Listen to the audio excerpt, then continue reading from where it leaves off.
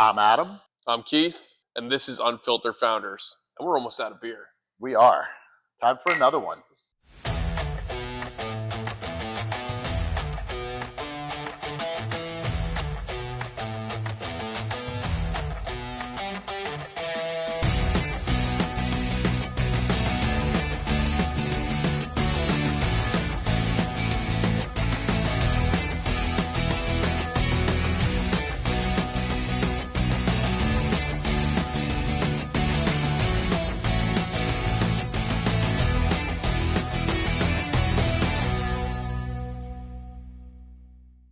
So we're here today to talk about drinking and thinking.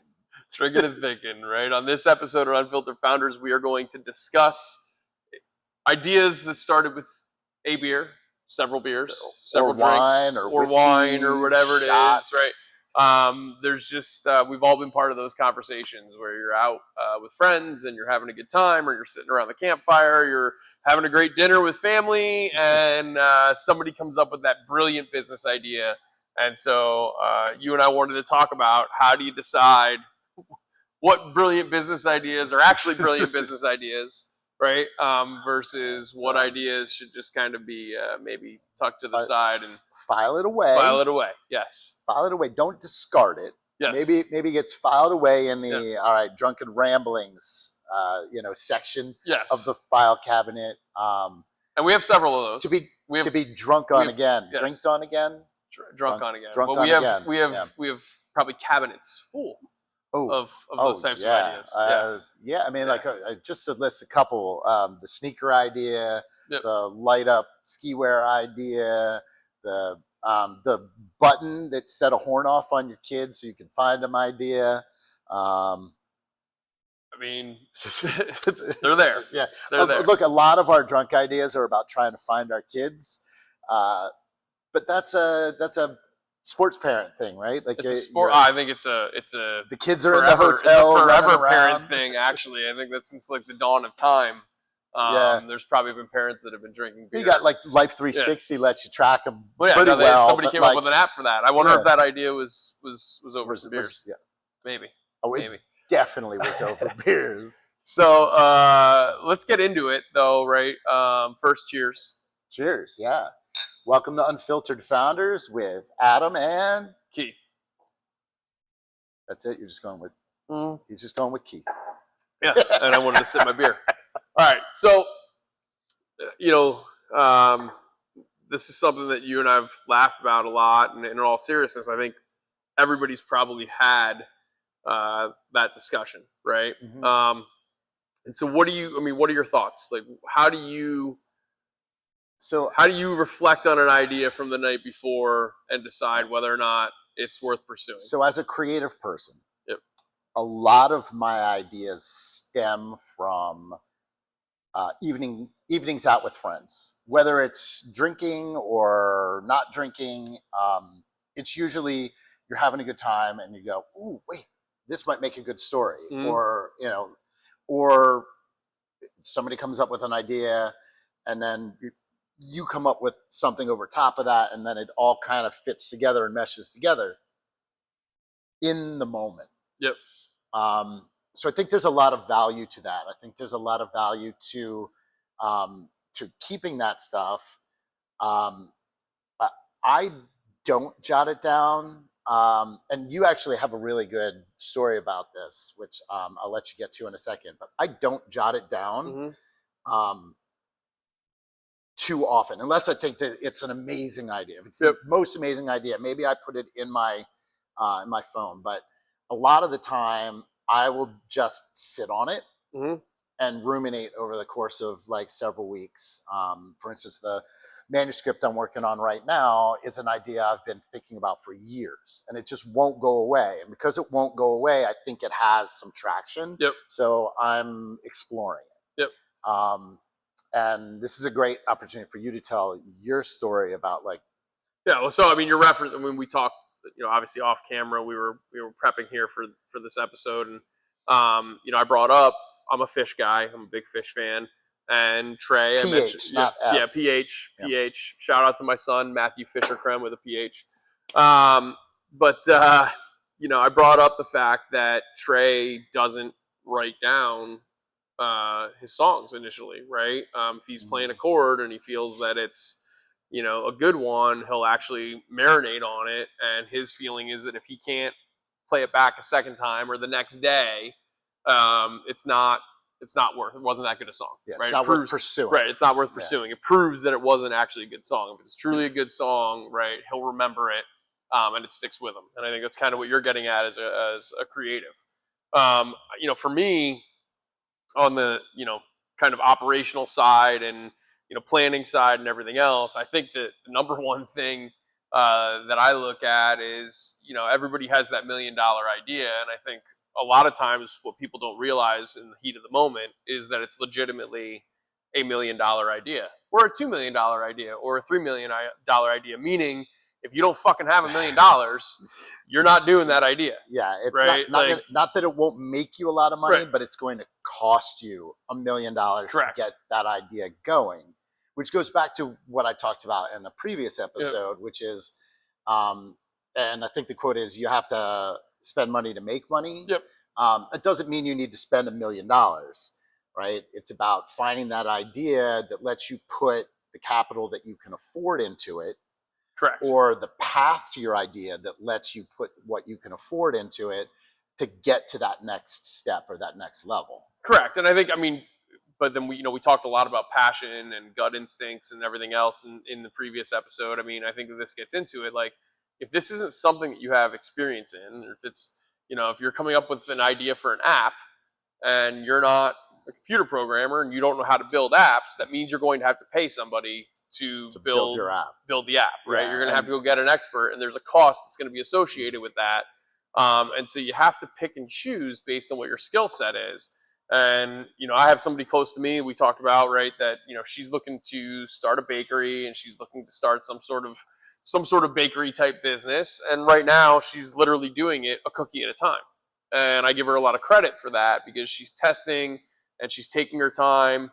And she has this idea, and it's something that she's passionate about, and she's not just running into it. She's taking the time to really explore it and make sure that, in terms of taking the leap of going into business for herself, it's right, and it's with the right element of baking, and it's with products that she feels comfortable in and confident in. Versus her saying, "Oh, well, I know I'm really good at baking, and I'm passionate about baking, but I'm going to go and I'm going to try my hand at building an app," like we said. Like, that's they don't go hand in hand, right? Yeah. So I think, and if she makes cookies, Yep. that doesn't necessarily mean that she makes croissants or Right. pita bread. Like, Correct. she has something that she knows she can do. Right. She's starting to set up guardrails, correct. right, around what she can do. Completely aside, but does she need taste testers? Because I know somebody who really likes cookies. You know that she does. You know that she does. So let's go back. Let's talk about the last time you had a drinking and thinking moment where you said no to the idea. Where I said no to the idea. So, like, what was the experience like the night of? Because there's some disappointment, right? Like, and that I think is something important to talk about. Is you have this great idea and you wake up the next morning going like, "Oh my God, do you remember that idea from last night?" Yeah. And it's like, I kind of did some rough math. No, it was around a campfire up in the Hamptons in Greenport, New York. I know. The Hamptons. I know, swanky. Yeah. But we were around a campfire, and it was an idea for an app that would allow you to essentially bet it on the spot. So you could sit there and somebody's talking about oh, I bet you $5. Well, like, all right, you can put it in the app. Now we can create a wager. The problem I'm drinking and thinking. We all want this app, right? Yeah. And but I don't. That's not my realm, right? And can we give this app to people for free right now? I wish that we could. If you call it the Keith app, yep, yeah, you may steal this idea, steal it, or just like give props to him somehow, preferably humorously in the name of it, like And I will say, not mine, but if you do tap into this, there's gonna be a guy looking. But I think that when you look at it, it's brilliant in a lot of ways. But there's just a lot that goes into that, and you have to be able to build the structure and build the app, and you have to bring it to an app store. And as many businesses I've been in, that's not anything that I feel comfortable in. And on top of it, it's not inside your right. And anybody that was at the Campfire did not have $50,000 or $100,000 or really probably $200,000 to logistically actually get that off the ground, get it built, bring it to market, advertise it, and do all the other things, right? And so, though I think that that's a absolutely brilliant idea and a ton of fun, not the right business for me, not the business that I was going to be able to go and bring to the table, right? And I just don't have any of the skill sets that I felt comfortable tapping into. But that one did stick around. It stuck around for a week. It stuck around for about a week before I was able to sober myself up, so to speak, to say that, look, like, I have enough other projects that what it's going to take to do that, both monetarily and from a time, and we talked about learning, and what I would need to learn I wasn't going to be able to do that. And there's some other things. So, like, again, on the creative side, what I do is I say, what are the uses of this? Like, how do we take what you came up with and broaden it and make it more useful? So it's, all right, we make a bet. I bet you $5 you can't hold your breath for 5 minutes. And then we all laugh when he passes out. Yep. That's one use, right? So how do we turn this into something that's bigger and broader and more useful that more people are going to want? And for me, my gut, right? We talked about this. My gut is saying, why am I not just giving you $5? Like, why do I need an app to do this piece of it? So then that expense, even if it's $10,000, that expense is like, well, here's your $5. Like, like that's how bets work. And I can Venmo you, like, really. Or as some people do, it's like, all right, you owe me $5. I'll get you, like, next time we get a beer, right? It goes back and forth, right? But having a track of that for, like, a friend group. Oh my God, where it's like, all right, so you owe him 3 beers. You owe, like, at one point when I was like 13, my friend owed me 7 Big Macs and I owed him 13 Whoppers. Like, so then we have to come up with how many Whoppers is a Big Mac worth, and like, so, like, all of this stuff. That's so now your really app, interesting debate, by the way. So your app. All right, so let's go. Tell us in the comments how many Big Macs is a Whopper worth. Just straight up, don't change it. It's just the regular Whopper.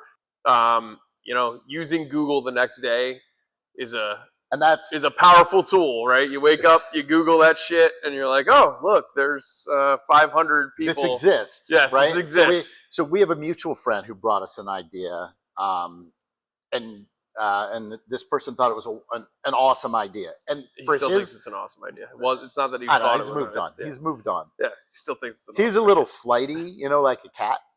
Is cats flighty? Birds? I don't know. He's a little, like, he bounces from thing to thing. Yeah. In any case, he brought us this idea, and we talked it through. And then I went. You go on Google or Perplexity, or now that we have these AI assisted search engines, you can really do some comprehensive research very quickly and very easily to see, does it exist?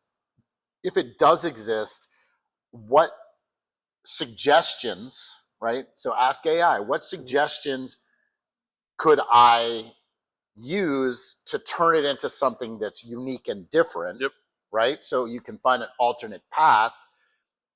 Or through Google, maybe Google will tell you if they're successful at how they brought it to market or not, right? So if it's not something that you can trademark or anything like that, and it's like a service, right? Your idea is a service. Like, all right, we want to do barbershops, but it's a unique way that we're doing barbershops. Our barbershops are also a club, and you sign up to the club, and it's got a cigar thing or a liquor thing. And I've seen these around. right? You have a unique way of doing it, right? The person who came up with that idea was like, it's a barbershop. They're already doing these things at barbershops. Yep. How do I make it unique and different and monetize that for myself and make my barbershop a destination, not just for your hair, but for the thing that barbershops are known for. Look, I go to a barber. I don't. Like I know I look like I might not go to a barber, but I go to a barber because there's a difference in the community in a barbershop versus going to a hair salon. Yep. Right. And I like that community. I like the feeling that you get in there where you walk in and they're talking sports and they're talking movies or TV, right? So those aspects of that business are marketable. Yes. Right? So if you can find a path to that, a unique path to something like that in your service, and use Google to help you find what's missing, the gap or the hole or the piece of the market. We call it the gap in the market. We have a friend who really symbolizes the gap in the market. But that thing that doesn't exist yet is what's going to make you successable. Yeah, right? And I mean, I think that's right. You have to start your due diligence. I mean, that's actually the real thing is that, A, it has to feel right. Right? You need to feel as good about it the next day as you did the night before. B, you need to do some due diligence and make sure that it doesn't exist, or see what method or form of that business that you should be going with. And then C, you have to be realistic for yourself, right? Like, there's legitimately $1 million ideas that are going to cost millions of dollars to create. And if you don't have that, that's okay. Depending on the type of business. If it's the type of business where you can start cookie by cookie or cake by cake, right? That's fine, right? But if it's the type of business where you need to realistically go to somebody else and outsource, right? And find somebody to build an app or find somebody to do that, you have to start being realistic that this business is going to start taking money out of your pocket. Yeah, and it doesn't mean you can't move towards that business, right? So if it's going to take $1 million, how much does it take for you to do what you need to protect your idea, right? So for me, as an author, if I create something in my head, it's mine. Once I write it and it has a date stamp on it, it's mine, right? So I wrote a book about monkeys and the monkeys did this thing. I kind of own that idea, even if I talk to you about it, because mine was dated at this point. So you could try to steal my idea, but it exists, right? So maybe it only costs you a little bit to protect your idea, to get a trademark or to get a patent or whatever it is to make it so that you own that idea. And then that gives you the time that you need to find the money to build the structure around it. Correct. And if you're passionate about it, I mean, you will. And I think that's the big thing. But it starts, to me, I think, it starts with passion, which we've used a lot, in these first 2 episodes. And, if you feel good in your gut about it, and you feel good in your gut about it in day 2 and day 3 and day 4 and day 5, okay, now let's start doing some due diligence. Let's see how many, businesses exist in the world, how many businesses exist in your town, right? Because a lot of them are going to be real world. I want to be, it's time that I start an automotive shop, and I'm going to do that, right? And it could just be that type of epiphany where you're not coming up with a new idea. You're just saying, look, you know what this town needs? It needs X. And I can be the guy that's going to fulfill that, right? It needs something like Midas. Right. That doesn't exist in my town. Right. So I can create it. And and that's fine, right? And there's just so many different businesses that are out there.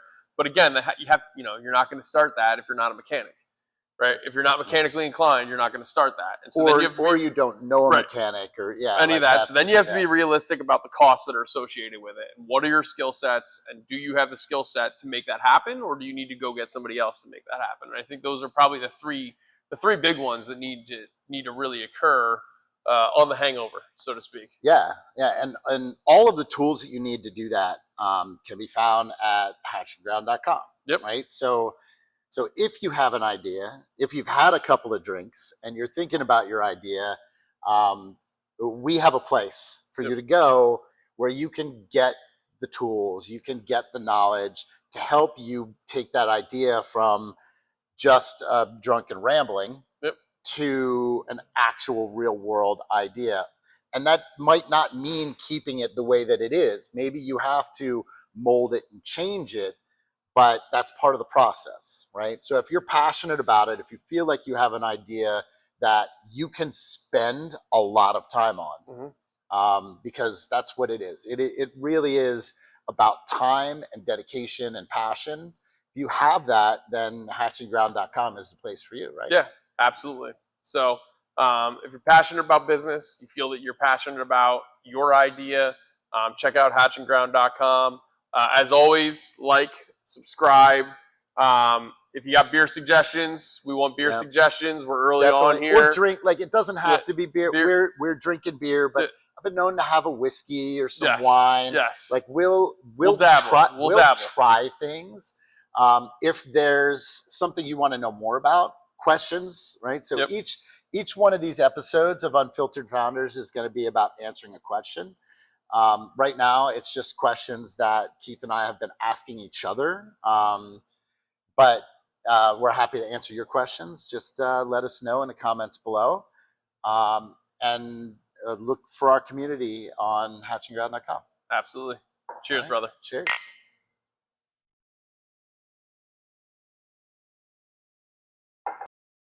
We're going to be Unfiltered Founders, so fucking get used to it.